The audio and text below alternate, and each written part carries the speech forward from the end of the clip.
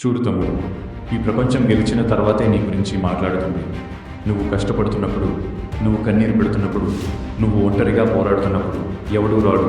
గుర్తుపెట్టుకో, నువ్వు కష్టపడుతున్నప్పుడు నేను నీకున్నాను అని చెప్పే చేతులు చాలా తక్కువ. కానీ నువ్వు కష్టాల్లో ఉన్నప్పుడు నాకు ముందే తెలుసు నువ్వు ఏమీ పీకలేవని తప్పుకొట్టే గొంతులు చాలా ఎక్కువ. కానీ గుర్తుపెట్టుకో, చీకటి ఎంత గాఢంగా ఉంటే సూర్యోదయం అంత వెలుగుతూ వస్తుంది. ఇప్పుడు నిన్ను చూసి నవ్వేవాళ్ళు రేపు నీ సక్సెస్ చూసి చప్పట్లు కొడతారు. నీ కష్టానికి సమాధానం నీ మాటలతో కాదు, నీ విజయంతో చెప్పు.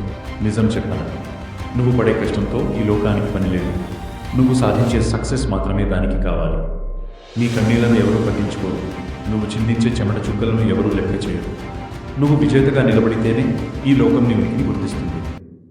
లేవ్, ఇప్పుడే మొదలు పెట్టు. నీ రంకె రోర్ వినిపించాలి అంటే ముందు నువ్వు నిశ్శబ్దంగా పరిగెత్తాలి. రేపు నువ్వు గెలిచినప్పుడు ఈ లోకం మొత్తం నీ పేరు చెప్పాలి. అదే నీ టార్గెట్. All the best.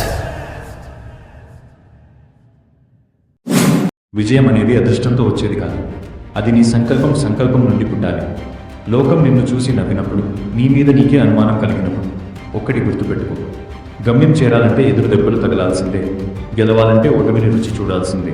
నీ గతం ఎలా ఉన్నా పర్వాలేదు, కానీ నీ భవిష్యత్తు నీ చేతుల్లోనే ఉంది. నీ ఓటమిని చూసి ఏడవడం ఆపి నీ గెలుపు కోసం పోరాటం మొదలుపెట్టు. ఒక అడుగు, ఆ ఒక చిన్న అడుగు నీ చరిత్రను మార్చేస్తుంది.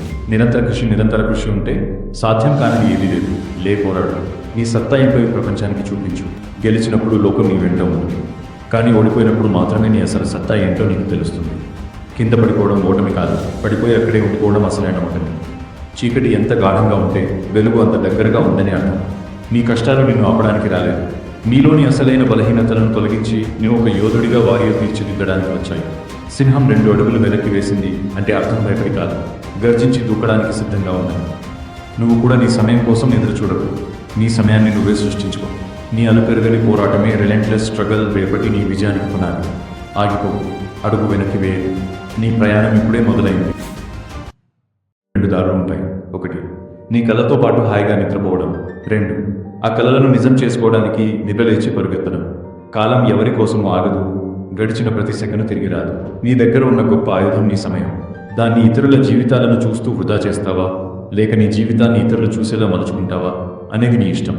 క్రమశిక్షణ, డిసిప్లిన్ అనేది చేదుగా ఉండవచ్చు, కానీ దానివల్ల వచ్చే ఫలితం చాలా తీపిగా ఉంటుంది. కష్టపడే తత్వం నీ రక్తంలో ఉంటే విజయం నీ కాళ్ళ దగ్గరకు వచ్చి తీరుతుంది.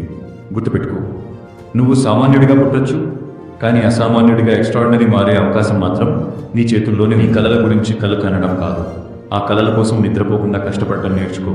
ప్రపంచం నిన్ను తక్కువ అంచనా వేయవచ్చు, నీ ప్రతిభను గుర్తించకపోవచ్చు, కానీ నీ మీద నీకు నమ్మకం ఉన్నంత కాలం నిన్ను ఎవరూ ఆపలేరు. ఒక్కటి గుర్తుంచుకో, బెద్రం ఎంత ఎక్కువ ఒత్తిడిని భరిస్తే అంత ఎక్కువ మెరుస్తుంది. అలాగే నీవు కూడా కష్టాల్లో ఎంతగా నలిగిపోతే భవిష్యత్తులో అంతగా రాణిస్తావు. నీ గమ్యం వైపు నీవు వేసే